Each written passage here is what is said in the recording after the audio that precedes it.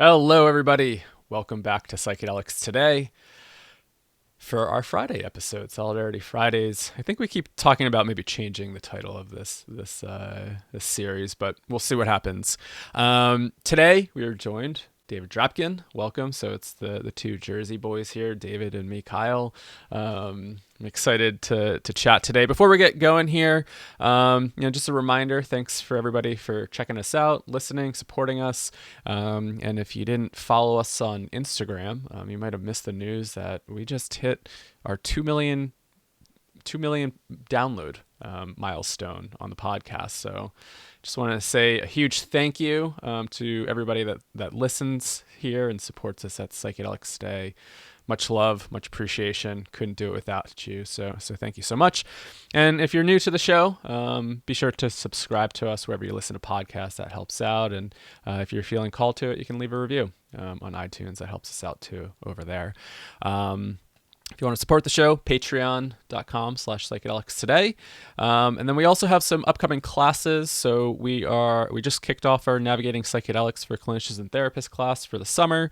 The next round will be coming up actually for August 4th. And if you're in the Australia region of the world, not necessarily need to be in Australia, but just that time zone, we're offering a special class there for people in that time zone because we do get people from that area of the world join us, and we wanted to try to accommodate it to your time zone, so you're not waking up super early or needing to attend really late. That starts on August 4th. You can check that out at psychedeliceducationcenter.com and go over and check out Navigating Psychedelics. The info is over there. And then we also have openings for our September group, which starts September 23rd. We have those 2 time slots, which is 2 p.m. Eastern Time and 7 p.m. Eastern Time. So again, you can check that out at psychedeliceducationcenter.com. All right, let's jump in. David, how you doing today? Doing great, tip top. Yeah, thank you. I never thought I'd ever be a Jersey boy, but yeah, I guess I am. Well, I guess you're not right. You weren't born here, but you live here right now. Yeah, good to be. Yeah, I'm doing well, feeling good. Yeah, looking forward to our discussion. It's just the two of us. Cool. Well, let's jump in with this first article. So we just released an article pretty recently by Simon Ugler. He ended up writing a awesome little introduction. The title of it, you can check it out on the blog. So the title is called "What is Depth Psychology and How Does It Relate to Psychedelics?" And I think this is a really wonderful article that Simon put together, and definitely one of the focuses here with psychedelics today. We kind of do come from a depth-oriented background from the Grothian world, and I think holotropic breathwork is kind of rooted in the depth tradition, as well as our teachers at Dream Shadow Transpersonal Breathwork kind of have that depth-oriented tradition. But yeah, what is depth-oriented psychology? When I really think about it, I really kind of come back to making the unconscious conscious. So really that type of work that is doing that work in the unconscious. And yeah, anything that you want to jump in here with, David?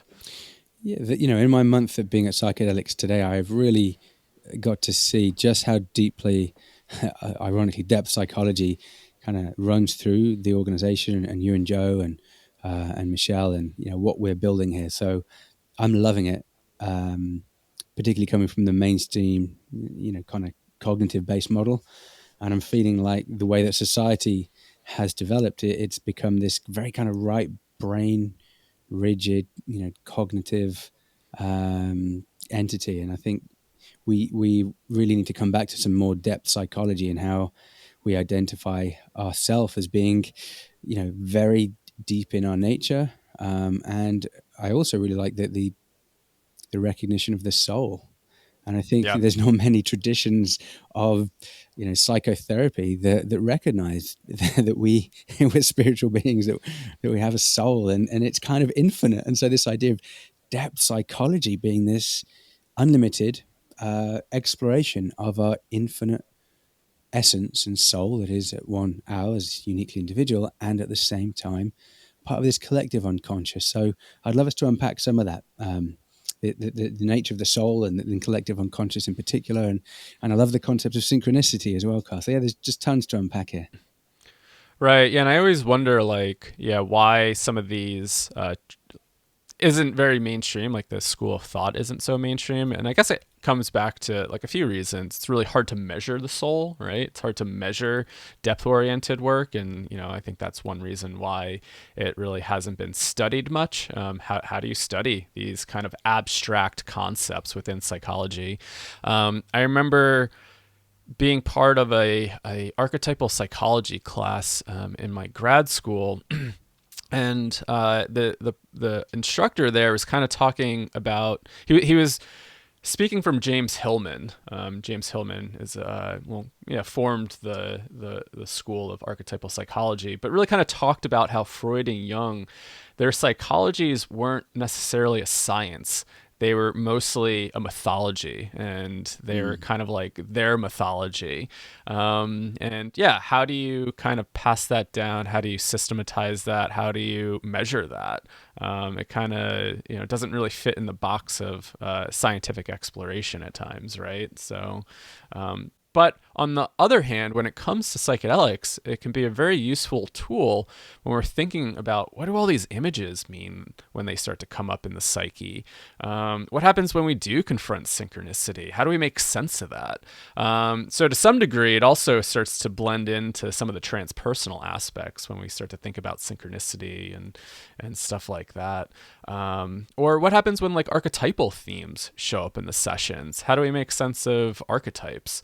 And that I think from like James Hillman, like his perspective, like those are real energies at times showing up, and how do we work with that, right? Can we engage with it? And if we're thinking about like maybe like from the Jungian perspective of like active imagination, yeah, how do we engage with these symbols and dreams in an active way and develop a relationship with it? It feels like just a very kind of different way of working, but I think it's also important, right? It helps to, I think, develop some sort of meaning around the ineffable at time. Yeah, and it opens up so many opportunities to explore, to go within, to embrace uncertainty, and to kind of put your hands up and say, I don't truly know the meaning of life, or ultimately who I indeed am. Yeah. And I embrace that and welcome the journey of life, just trying to celebrate it and bring meaning to life. I think it really is so important. And when I was younger, I read a book when I was traveling in Thailand called The Celestine Prophecy by James Redfield. I'm sure a lot of people out there have read that. And there's also the book The Secret, or the film they made. And so they have some of these elements of the soul and this kind of archetypal, mythical journey, and particularly around synchronicity are both there. Simon talks about James Hillman, as you said, but George Lucas and Star Wars, and he built, some of those archetypal concepts and characters into Star Wars. You've got Yoda, you've got Darth Vader and Luke Skywalker. So these are really, Princess Leia. These are really powerful archetypal figures. He also mentioned Robert Bly and Iron John's a really powerful book I read when I was younger, and then Clarissa Pinkola Estes, Women Who Run with the Wolves. So these books that we read, and they use words to create feelings inside of us, or concepts or archetypes, or in a sense, I think pathways to transcend our normal logical right brain consciousness into our unconscious. And through psychedelics in particular, that's like puts it into hyperdrive, because you can totally go in those directions, whichever doorways open up and whatever kind of realms that they lead to kind of go beyond that normal kind of rigid surface of conscious, superficial, kind of word-based right brainness. Yeah. Something comes up when you're just talking about like George Lucas and some of these other authors. Like, why do these stories speak to us in a way, right? Like there is something when we see these archetypal stories, hear these stories, it's as if it's like speaking to psyche, right? It's almost like speaking the language of soul. And again, I think coming from the field of psychology, more cognitive, behavioral, that seems a little funky. Like, and I think this is James Hillman's critique of psychology, and I know I've brought this up in the podcast before. But his whole, well, I don't know if it's this whole thing, his whole MO, but I heard him say it multiple times that we need to bring psyche back into psychology, and if we go back to the etymology of psyche, meaning soul, the study of the soul. And why have we moved away from that? Is it because we don't know how to measure it? We don't know how to make sense of it? And how important is that for meaning making? Like when I think about some of the deepest psychedelic experiences I've had early on, or just talking to people, doing integration work and doing that type of work, you hear these stories or these questions of what am I doing with my life, and like what is my like sole purpose, or wow, I got this like really deep insight of needing to step into this new part of me, and what's going on there, right? Like, are we getting in touch with a part of ourselves that we don't have language for, because we're kind of disconnected from it at times. Just, tell me if this is part of what you're saying there, Carl, or what you believe. To me, it sounds like you're saying that our unconscious, or that soul inside of us, wants to be healed, wants to be given the opportunity to express itself, to kind of come to the surface. And this is a way, in a sense, to coax it, or just to enable it to do what it inherently wants to do.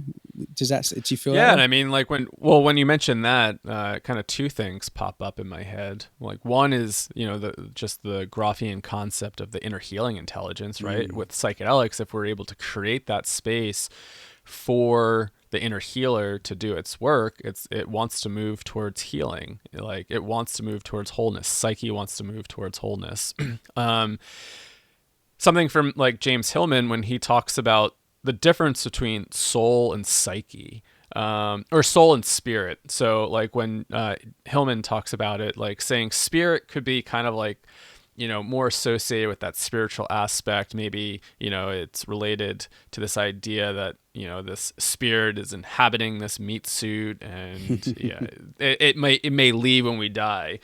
Versus when he's talking about soul, he's going back to that concept of psyche. It's this life energy that moves through us all, and just kind of correlating it to say, there's soul in nature, right? What is that life energy that makes the flowers bloom and grow? It's this energy that wants to express itself. It's this energy that wants to jump up and live.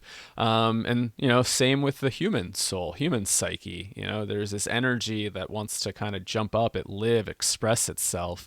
And where in our lives do we have the container to really express that and to really explore it? So, sometimes in psychotherapy, sometimes in breathwork and psychedelic experiences. I always felt that my breathwork sessions were kind of like a place where I could act my neuroses out in a safe way and express some of those deeper unconscious parts of myself that I may not be able to always express because, the container doesn't feel safe enough, or there might be judgment around, or what happens if I express this in a certain way? So hopefully that answers the question. Beautiful, Carl. I didn't know that we could be unconsciously neurotic. I thought neurosis was literally just on the conscious level, but I love that, in a sense, through knowing that I am right now acting out my unconscious neuroses, I'm more able to just be aware of that and to do it in a kind of mindful way and in a deliberate way with the intention of kind of healing. It's not like this unconscious just reacting. It's like a more deliberate channeling of that. And I sometimes think about that with like shadow work, right? Like we don't always know, like we can be aware of the shadow at times, but like some of those like unconscious motives and behaviors could reside with some of the shadow. And then in the psychedelic or breathwork experience, maybe we confront the shadow and maybe we act it out, right? So maybe like anger, for example, could be a shadow component for some of us.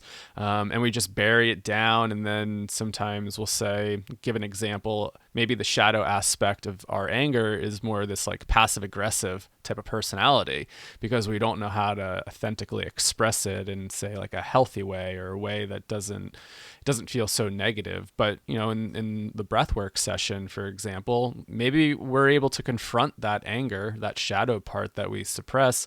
We're able to scream, we're able to let it out, we're able to really explore it in a way to develop a relationship. Be like, oh wow, like, okay, like I could do this and feel safe. It doesn't always need to be a negative thing. Why have I been developing this other relationship with anger that I've been needing to push down or hide in a certain way?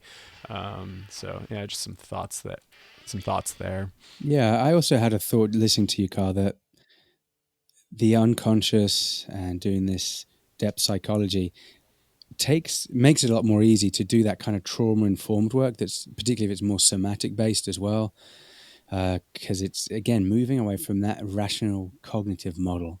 And then we can also, I feel, use a more emotion focused pathway of exploration and expression that taps into the unconscious. That is depth psychology, because I think emotions are more inherently coming from that deep unconscious. And I think that's why Jung and Freud's partially split off, because Freud was so much more pathologizing and cognitive based, and Jung was saying actually there is a soul and it's less pathologizing.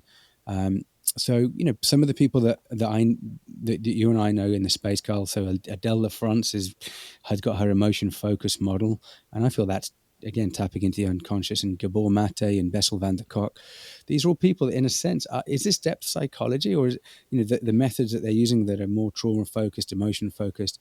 I think they enable people to open those doors to the unconscious and to go deeper and deeper through that kind of intuitive, inner focused journey that kind of happens, particularly when someone is using psychedelics. They can often be in a silent space for a couple of hours, going ever deeper, like without even the therapist having to say anything. Yeah. I just, yeah, love that question. And just thinking about somatics. And so I think, the body is the window into the unconscious at times. And how do we get there? By really kind of focusing on that. And when we're thinking about like maybe these unconscious motives, I mean, I'm really thinking about the nervous system. What do we have trapped in our nervous system, in our bodies? And when we start to go in there, say with somatic techniques, something like breath work, where we're able to tap into the body, we're able to tap into the nervous system, maybe we feel trauma in our body, and then boom, all of a sudden you have like different emotions and memories come to the surface, maybe different images, and then I think that's where some of that depth oriented work comes into play, where it's like, oh wow, this image just popped in my head as I was easing into this like weird tension in my body. And so I think like there's an interconnectedness there, and maybe that is the extension of depth psychology, is body oriented and somatic psychology. And that's obviously, I feel like, what's missing at times. I mean, I think some of those techniques, say like active imagination, like that can be very somatic, like by creating different rituals or acting things out, or thinking about like maybe like psychodrama. But when does it become just too analytical and too cognitive? Like we're trying to always make sense of the image or the archetype, versus what does it feel like to feel that image? What does it feel like to embody that archetype, and really go into the body with some of that depth oriented material? So I think, it's that, like, how do we combine that split between body and mind? And I think that's probably the next evolution here, is using the body as a way to tap into the unconscious, to work through that material. And here's a nice thought as well. If we think body of mind as these two very big kind of circles on the Venn diagram, there are certain things that help to bring them closer together, or even to merge them. And we could think about integration practices like yoga, like breath work, like meditation, that combine body and mind, Tai Chi, Qigong, but also things like aromatherapy. Smell is incredibly Yeah. powerful, particularly for triggering memories. One thing it can do is make people feel more at home and relaxed, bit of lavender, tea tree, whatever it might be. But also, I smell certain things and it puts me just back to a certain part of my life where, Yeah. particularly when I'm putting on my kid's sun cream in the morning, And I put that on, and it Mm. reminds me of being on holiday in Mallorca in an island of Spain, and it brings up all these memories of being a little boy. And there's certain therapies that really utilize certain smells that, through doing assessment, have been found to attach someone to a certain period of their life, perhaps where there's been some trauma. So, you Yeah. can do prolonged exposure with someone for PTSD, and you can actually conjure up certain smells in the room that are triggering, that bring that person back into that room. So viscerally, it's as though that they're there, or playing a certain song that was playing, God forbid, when somebody was raped or was abused.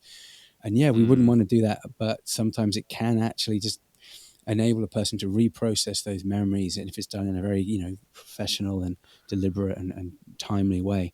So these are kind of these sensory modular gateways that merge our body and mind together, enable elements of our soul to come to the surface, I think, interestingly.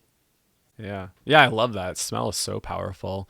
I'm curious too, just like maybe hear some of your perspective. I know you have a background in a like addiction therapy, and like that's what some of your focus was, Mm-hmm. and probably more behavioral, I'm guessing, and cognitive. And what is it, I guess, like to, I guess, be more exposed to, I guess, more transpersonal, depth-oriented approaches? Is it helpful? And yeah, just some thoughts around that. Like, because you probably didn't have too much training in grad school based around some of these concepts. I mean, probably Jung and Freud a little bit, but not really going into the depths of it. Yeah. So as a social worker and working in addiction, you have to really do these trainings externally and seek them out, because our default setting is not to get them. We're more kind of cognitive behavioral and doing a lot of kind of risk harm and reduction work. Um, and it's frustrating working in addiction because so many people don't make it. They relapse, they overdose, Mm, they go AWOL and never know what happens. So you've yeah. only got this small window of time really to try and help them transform who they are as a human being. And so if they've got this stuck trauma, or if they're not able to go into that unconscious because of the pain that's there, or even just being aware that there is an unconscious, it's really tough work. And more and more and more, the field is becoming trauma informed. It really is. We're moving away Yeah. from that kind of 12 steps model that is more surface level and going deeper into the trauma informed piece. Yeah, prolonged exposure, cognitive processing therapy, EMDR. So that's becoming more and more useful. But I'm very interested in the intersection of psychedelic medicine in addiction, and the work like that Awaken is doing in England, that Entheon's doing in Canada, and also Universal Ibogaine. Those are the three main psychedelic medicine companies I know of doing addiction primarily. So I think the DMT molecule, ketamine, MDMA, Ibogaine are going to be game changers for helping people just break through years of being addicted and destroying their life and often the lives of others. That creates layers of shame and blame and pain to go underneath that into their unconscious, to heal that piece, and then to bring that back out into their life, to live a new life as a new being. Um, it's so hard to do that, without, I feel, these psychedelic modalities, although some of those trauma-informed ones are definitely better than what we were doing, say, 10, 20 years ago. Oh, totally. Yeah. Yeah. I got a Yeah. question for you, Kyle, back at you. Um, what would you say is the difference between the golden and the dark shadow? And Simon mentioned this in his article. I could guess, but I think Mm, you'll probably do a better job of explaining it. yeah. So the way that I understand it is the darker shadow is, maybe more of those repressed parts, those parts that we push away, the neglected parts of ourselves, Mm. and they kind of come out in different ways, as I mentioned. Maybe like with anger, like maybe somebody is a little bit more like passive aggressive because it's like confronting that anger in a healthy way, maybe challenging, or yeah, just those parts of ourselves that is just really hard to confront and we seem to push away. And we could look at it in maybe from trauma, right? Like maybe we needed to develop different defense mechanisms to adapt to our environment, right? And maybe some of those are kind of those darker shadow elements for our survival. So yeah, when I think about like that dark shadow, it's the stuff that's like really hard to confront, and things that we may not always be conscious of. It's the kind of the neglected parts. With the golden shadow, it's those parts that we may have a really hard time accepting and bringing in that are actually beneficial. So say love.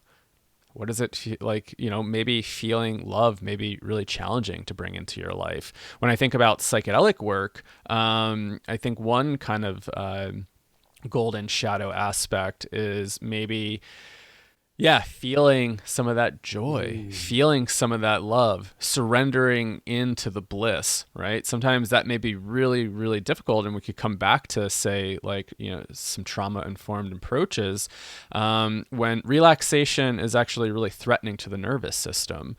And for those that may have needed to be very hypervigilant in their environments growing up, actually relaxing and feeling safe and feeling loved was really challenging. And to relax into that is actually threatening to the body and the nervous system. Like, what happens if I let my guard down and accept that? Something bad may happen, right?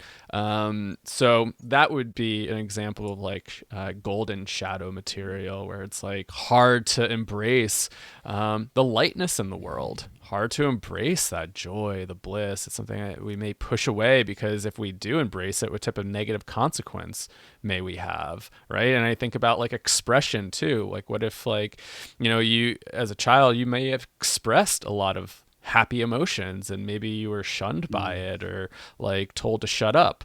And so actually expressing that feels dangerous, feels threatening, because, maybe growing up in that environment where it's suppressed constantly, actually that is a huge edge to push for a lot of people that may have felt that growing up. Does that make sense? Beautiful. Yeah, totally. And I love that you're using the word love as an important emotional energy to give to those dark parts of our shadow, hopefully to transform it into a more golden shade of our shadow, because we become so starved of love inside, and we have, I think, just so much blame and stuckness from our past. So that's really helpful. Yeah. Yeah. And, I think it's important too, when we think about like psychedelic sessions and just in terms of saying, oh, everything's all love, and just like hey, like, can you just like surrender into that feeling, and actually just being aware that may actually be really, really triggering to somebody.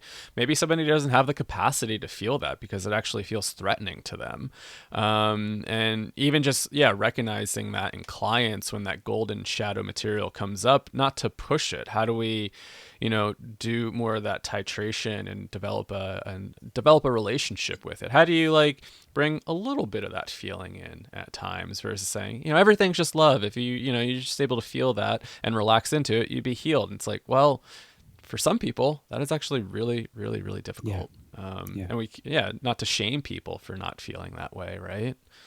Yeah, it's a scary process, and that's the reason why I think so many people never dive beneath the surface, and they can go throughout the whole life not knowing or feeling, journeying within their unconscious. Because sometimes it takes a guide and a deliberate access point and pathway to lead up to it in good time.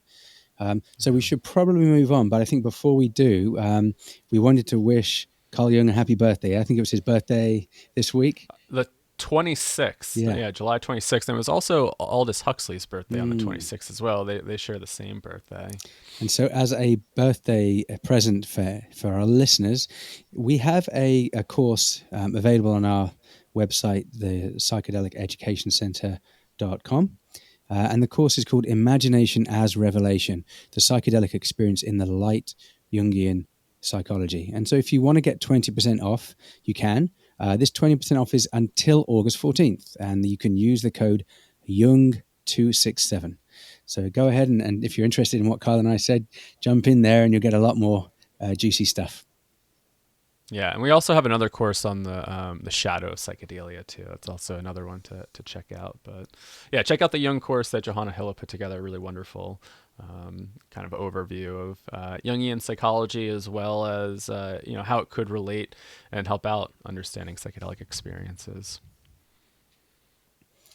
All right. So next we have two law articles, or two things that are happening in America right now that are more kind of legal um, influence. So Kyle and I are not lawyers.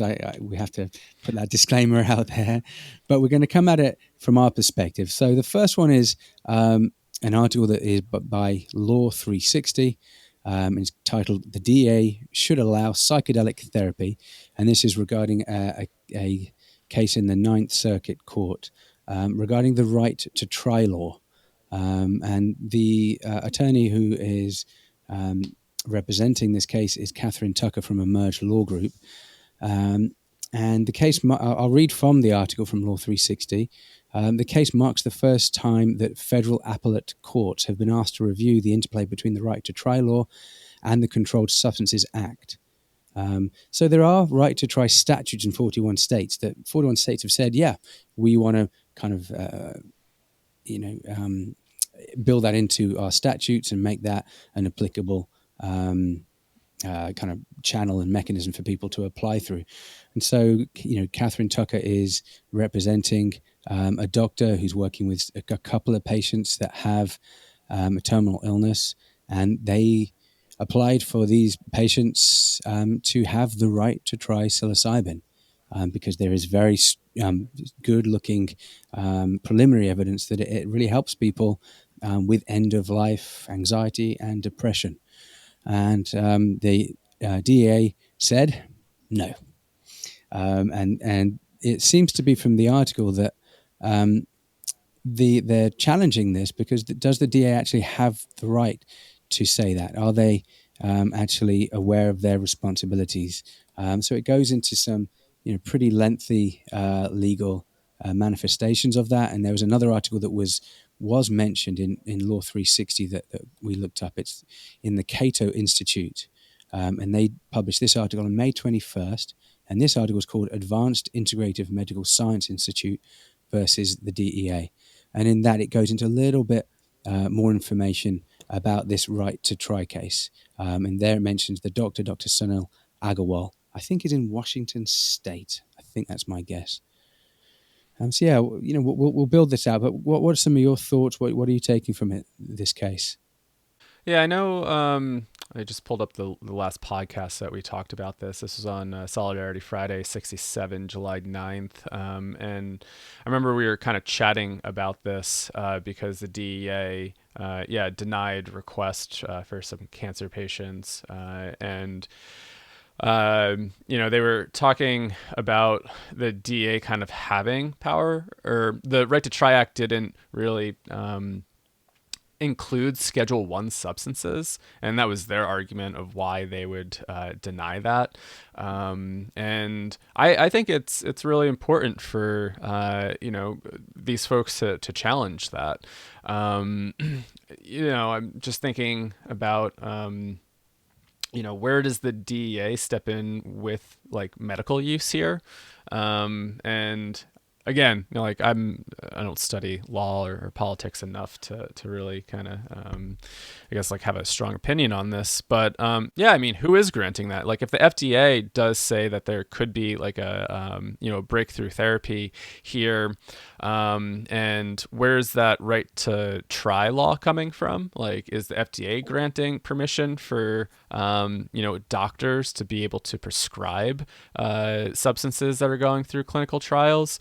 Does the DEA actually have the right to kind of stomp on that just because it is a Schedule 1 substance? But yeah, I remember the DEA's argument was saying that the Right to Try Act doesn't include, being able to prescribe Schedule 1 substances. And I think that was like their main argument there. But yeah, and a few things I'll just read out from the bill and from the article. Sorry, saying because the DEA does not and cannot regulate medical practice, it must therefore accommodate the right to try uses. It says the primary regulator of the practice of medicine is the states. So what Catherine Tucker said, not the federal government, and certainly not the DEA, which is a law enforcement agency. And then from the Cato Institute article, it also said, under our constitutional system, states have the primary role in regulating the medical profession. States that have passed right to try laws have institutionalized the principle that compassionate use should be the rule, not the exception, for terminally ill patients.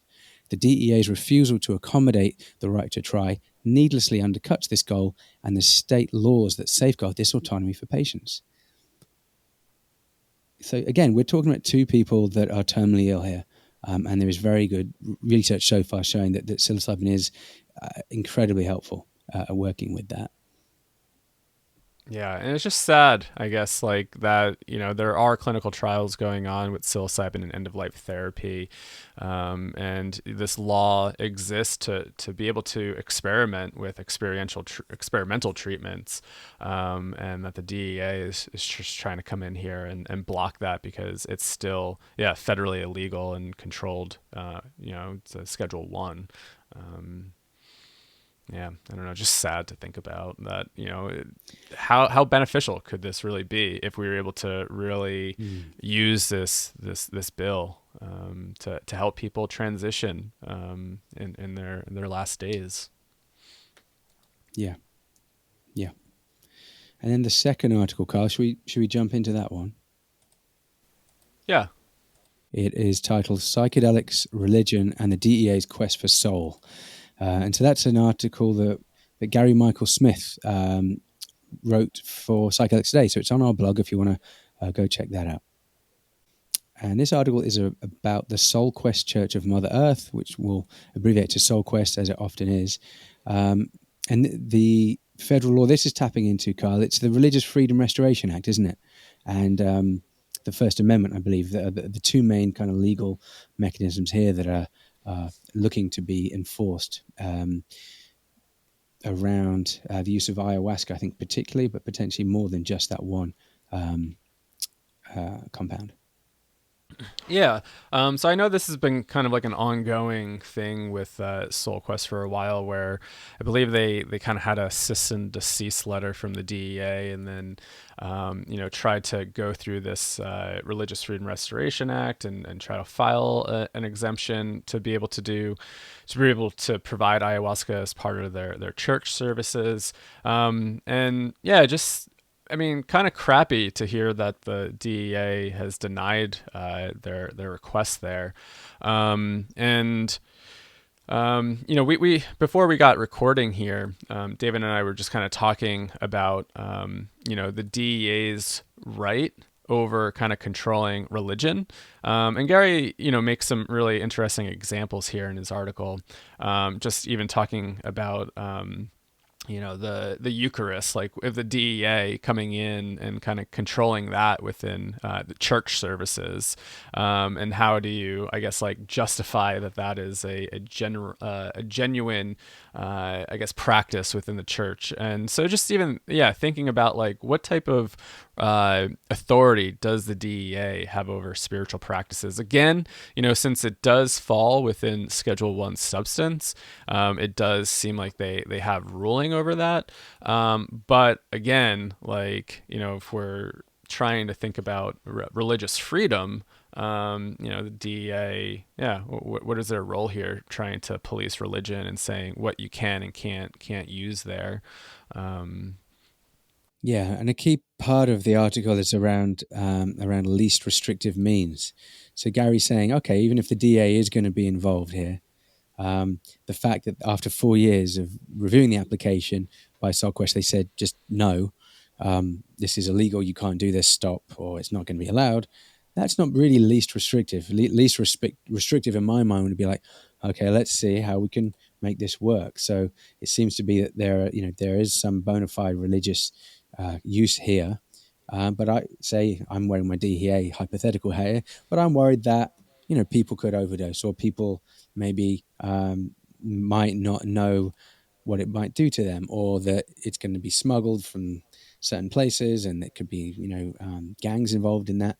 So the least restrictive way would be to put in place a way that's going to reconcile those concerns that might be there. And what he actually does, Gary Michael Smith, in the article, he has a solution himself, which I think is somewhat radical, but in it's saying kind of just the DA just shouldn't basically do this anymore.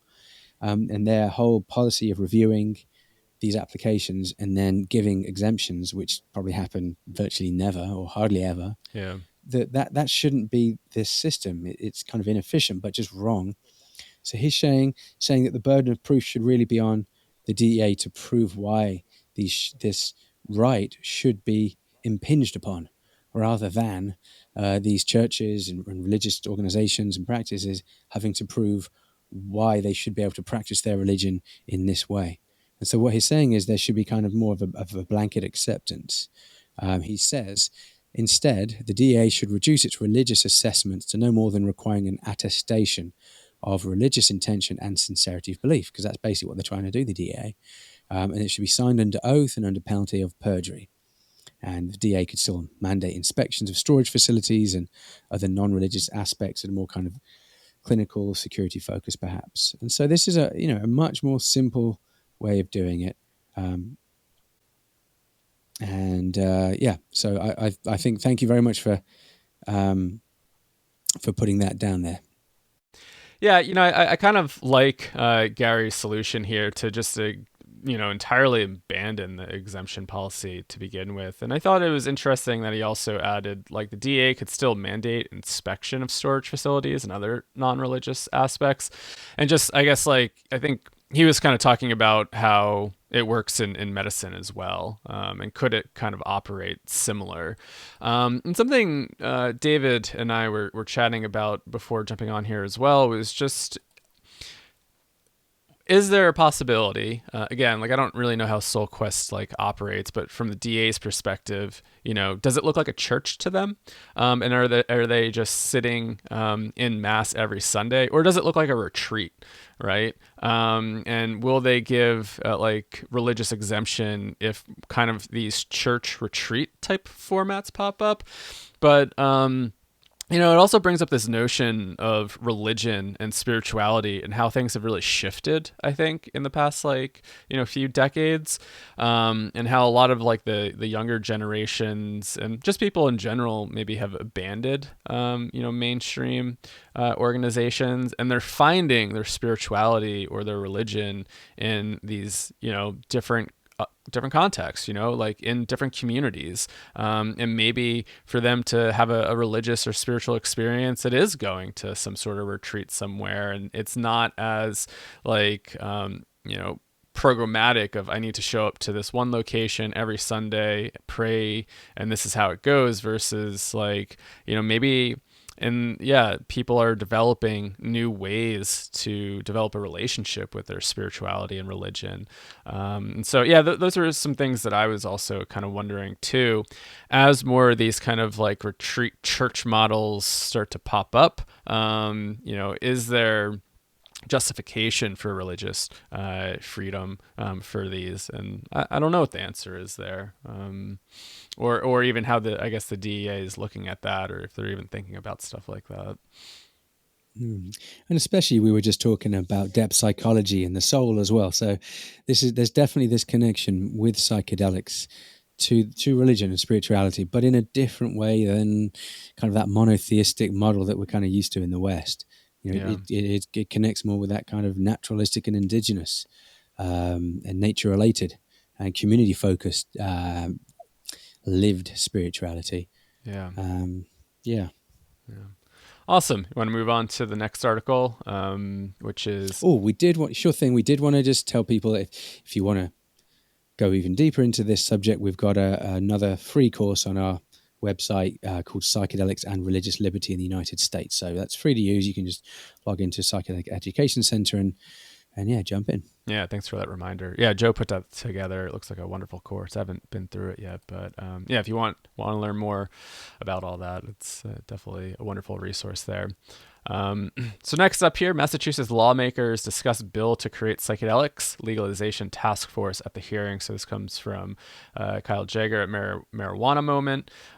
So yeah, Massachusetts lawmakers on Tuesday heard testimony about a bill to create a task force charged with studying the implications of legalizing psychedelics like psilocybin and ayahuasca.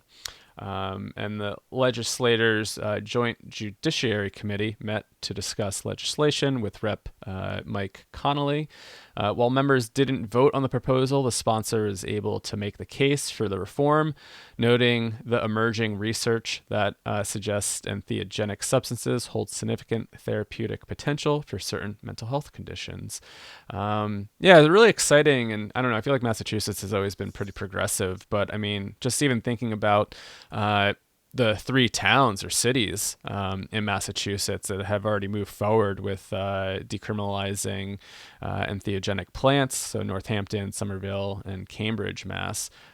So yeah, I mean, it's just really exciting that they would be trying to put this together. And it would be a 21-member task force that the lawmakers are proposing and would be responsible for analyzing the pros and cons of, quote, legalizing the possession, consumption, transportation, and distribution of naturally cultivated entheogenic plants and fungi. Yeah, what really stood out for you on this article, David? A few things. Yeah, I obviously welcome this. I think it's a good move, and the more states that do this, the better. And probably this is going to look like, Massachusetts' version of what's happening in Oregon around psilocybin, but it may include other entheogenic plants built into this model that is not so potentially clinical or non-clinical, who knows, but this is just the beginning of it. I'd also love Representative Mike Connolly's language that he uses. He's pretty forthright. Like, he really says things the way that they are.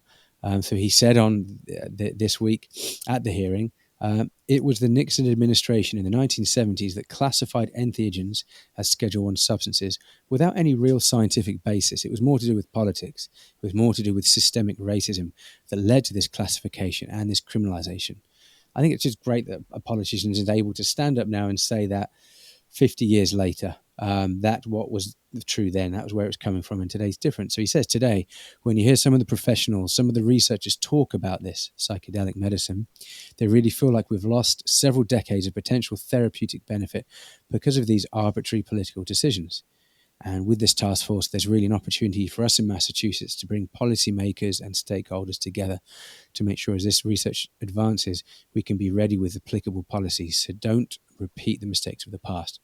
So, overall what we're seeing is policy on a state and city level, and eventually federal, is catching up with reality, with science and clinical research and data, as well as with more kind of cultural and sociological underpinnings around psychedelic healing. That's been around much longer than antidepressants, which has only really been here since 50s, 60s, or SSRI since the 70s. So we're kind of trying to reintegrate and remember how humans had this relationship for healing. And he also gives, again, really important mentioning of Indigenous people, veterans, people with disabilities, BIPOC folks, LGBTQ community, people in poverty. So really important that he's mentioning that these are the people that are marginalized currently from in our healthcare system and in society at last. And finally, I love that he also saying that the task force will look into the aspects of pardons and parole, diversion, expungement, and equity measures. Really important. So we're looking forward, but we also have to, resolve and heal some of those wrongs of the kind of Nixon era political and racist past. Yep.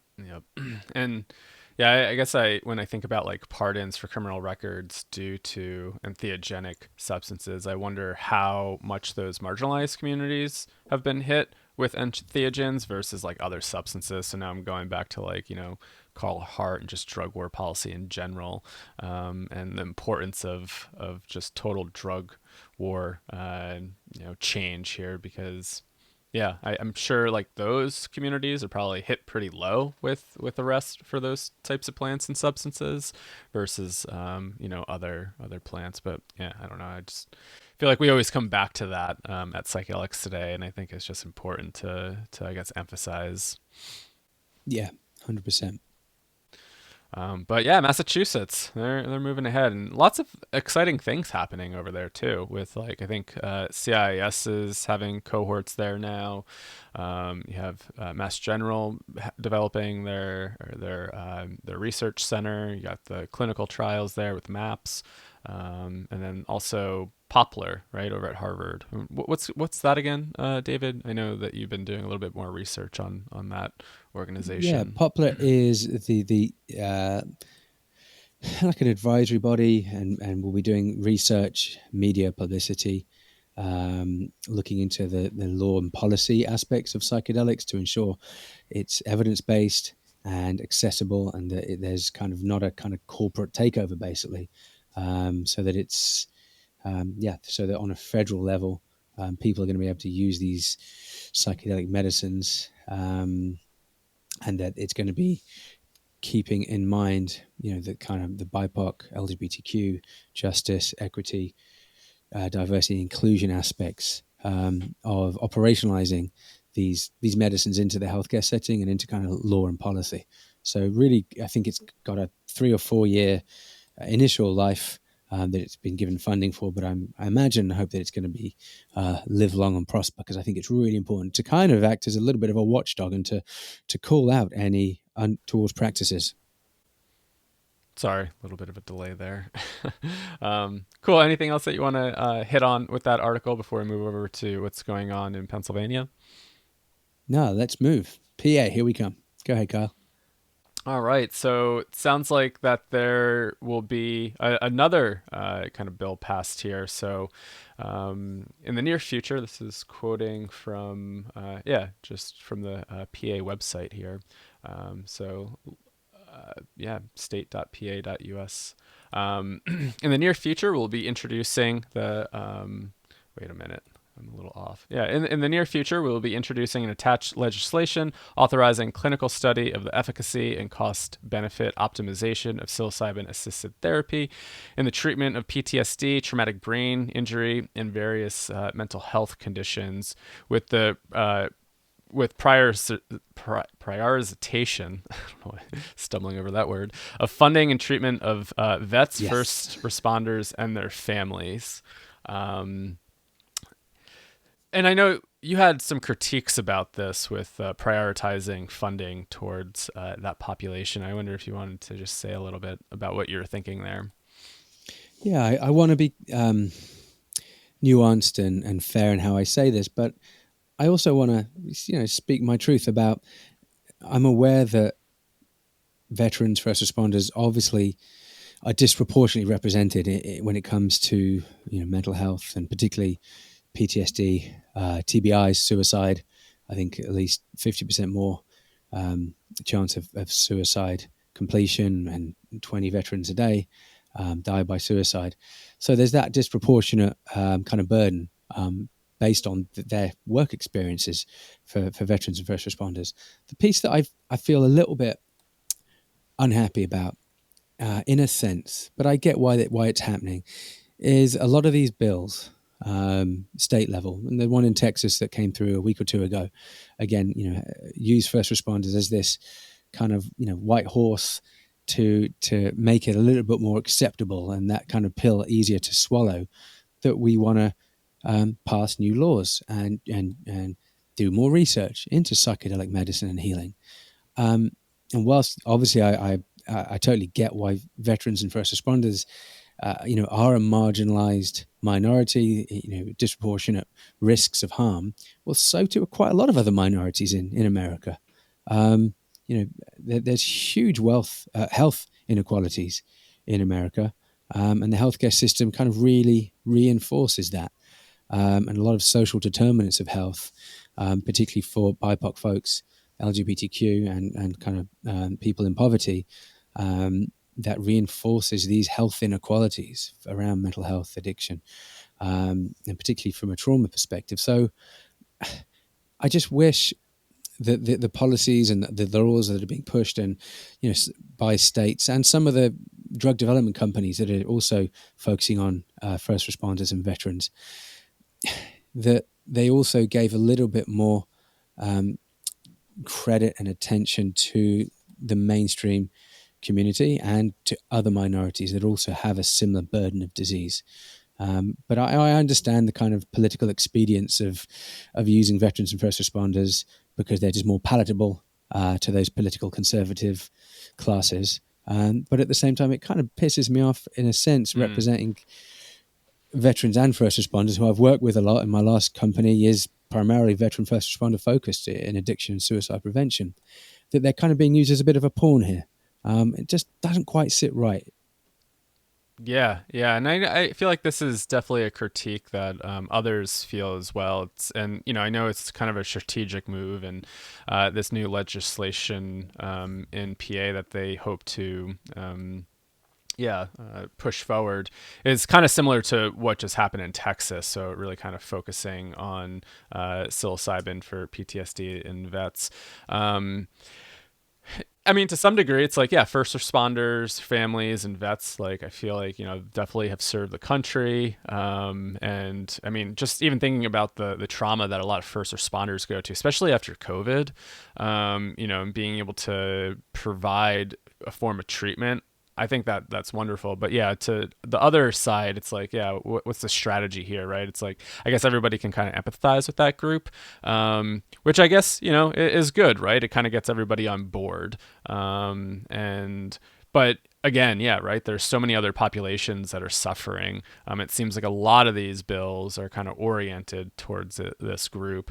But again, I guess it is kind of like a selling point to a lot of people, and it kind of hits everybody. It's not just like, just one kind of group that, not.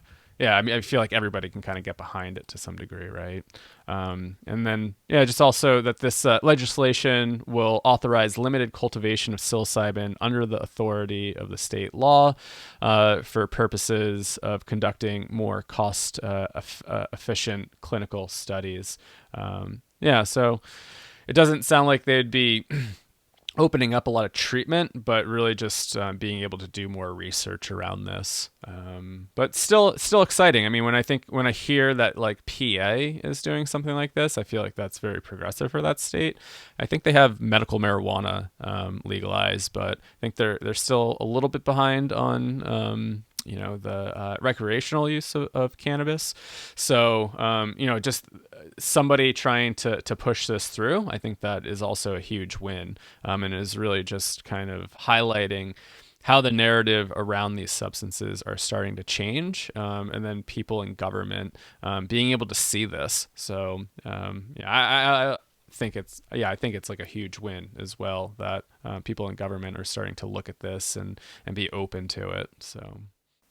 Yeah, and I had one other point to kind of go into that you just mentioned around the legislation is hopefully going to authorize the cultivation of psilocybin. And they're saying they want it to be cost efficient for doing the research because, in a sense, the FDA study takes, 5 years, 6, 7, 8 years potentially, and costs somewhere between, $100 to $150 million to get a drug approved from beginning to end. So what they're saying is we've got a crisis, and that's a very expensive way of doing it. And I actually really support states developing this more nuanced approach that they want to do their own research into it and do it much cheaper than a big biotech drug development company would do through the FDA stages and phases. But obviously, yeah, this presents potentially a similar experience to Oregon, potentially. Who knows where it's going to go?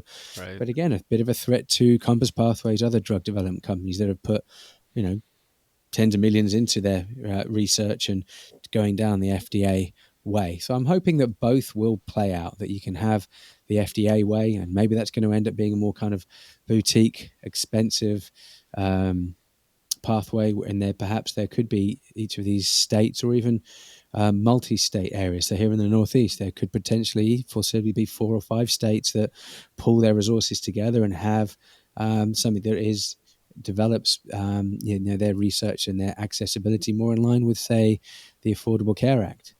So people can get this covered through Obamacare. It's not out of pocket, and it's not going to have high copays and premiums and deductibles. It's going to be available to everyone regardless of insurance. And I Right. think that's a really key part of why states doing this at this level can help to get around the way that healthcare is set up in this country.